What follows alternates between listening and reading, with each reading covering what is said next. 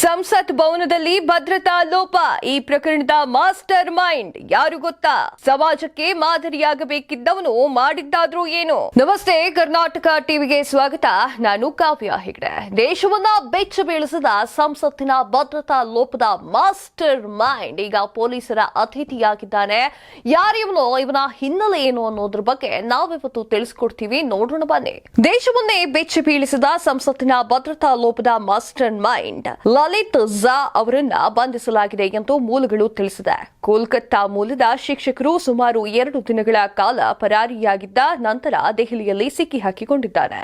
ಬುಧವಾರ ಮಧ್ಯಾಹ್ನ ಭದ್ರತಾ ಉಲ್ಲಂಘನೆಗಾಗಿ 5 ಬಂಧನ ಮಾಡಲಾಗಿತ್ತು. ಅದರಲ್ಲಿ 2 ವ್ಯಕ್ತಿಗಳು ಹೊಗೆ ಬಾಂಬ್ಗಳನ್ನು ಬಳಕೆ ಮಾಡಿ ಲೋಕಸಭೆಯ ಕಲಾಪದಲ್ಲಿ ತೆಗೆದುಕೊಂಡು ಬಂದು ಹಳದಿ ಹೊಗೆಯನ್ನ ಅನಾವರಣಗೊಳಿಸಿದ್ರು. ಇದು ಆತಂಕಕ್ಕೆ ಸೃಷ್ಟಿಯಾಗಿತ್ತು.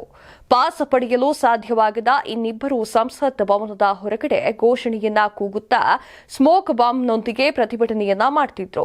ಸಂದರ್ಶಕರ ಪಾಸ್ ಸಹ ಪಡೆದ ಲಲಿತ್ ಝಾ ಅವರು ತಮ್ಮ ಮೊಬೈಲ್ನಲ್ಲಿ ರೆಕಾರ್ಡ್ ಮಾಡಿ ಸಾಮಾಜಿಕ ಮಾಧ್ಯಮಗಳಲ್ಲಿ ಅಪ್ಲೋಡ್ ಮಾಡಿದ್ದಾರೆ.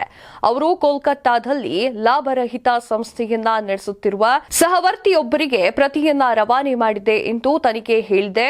4 ಆರೋಪಿಗಳು ಪೊಲೀಸ್ ಕಸ್ಟಡಿಗೆ ಬುಧವಾರ ಸಂಸತ್ತಿನಲ್ಲಿ ಬಂಧಿತರಾದ 4ರನ್ನ ವಿಚಾರಣೆಗಳಿಗಾಗಿ 7 ದಿನಗಳ ಕಾಲ ಪೊಲೀಸ್ ಕಸ್ಟಡಿಗೆ ಒಪ್ಪಿಸಲಾಗಿದೆ. ಸಾಗರ್ ಶರ್ಮಾ ಮತ್ತು ಡಿ ಮನೋರಂಜನ್ ಮತ್ತು ಸಂಸತ್ತಿನ ಹೊರಗಡೆ ಪ್ರತಿಭಟಿಸುವ ಸಂದರ್ಭದಲ್ಲಿ ಬಂಧಿತರಾಗಿರುವಂತಹ ಅಮೋಲ್ ಶಿಂದೆ ಅವರನ್ನ ಹೆಚ್ಚಿನ ವಿಚಾರಣೆ ಮಾಡಬೇಕು ಎಂದು ದೆಹಲಿ ಪೊಲೀಸರು ನ್ಯಾಯಾಲಯಕ್ಕೆ ಮನವಿಯನ್ನ ಮಾಡಿದ್ದಾರೆ. ಸಾಗರ್ ಶರ್ಮಾ ಹಾಗೂ ಡಿ ಮನೋರಂಜನ್ ಸಂಸತ್ತಿನ ಒಳಗಡೆ ಸ್ಮೋಕ್ ಬಾಂಬ್ಗಳನ್ನ ಸಾಗಿಸುತ್ತಿದ್ರು. ಸಂದರ್ಶಕರ ಪಾಸ್ಗಳನ್ನ ಪಡೆದು ಇವರು ಈ ಕೃತ್ಯವನ್ನ ಮಾಡಿದ್ರು. ಸಂದರ್ಶಕರ ಪಾಸ್ ಸಿಗದೆ ಇಬ್ಬರು ಸಂಸತ್ತಿನ ಹೊರಗಡೆ ಘೋಷಣೆಯನ್ನ ಕೂಗ್ತಾ ಇದ್ರು.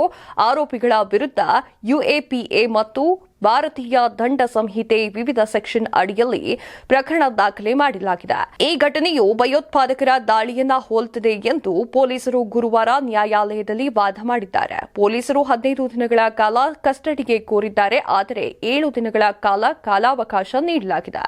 ಇದೆಷ್ಟೋ ಈ ಹೊತ್ತಿನ ಸುದ್ದಿ. ಮತ್ತಷ್ಟು ಸುದ್ದಿಗಳಿಗಾಗಿ ನೋಡ್ತಾ ಇರಿ ಕರ್ನಾಟಕ ಟಿವಿ. ಇದು ಕನ್ನಡಿಗರ ಧ್ವನಿ.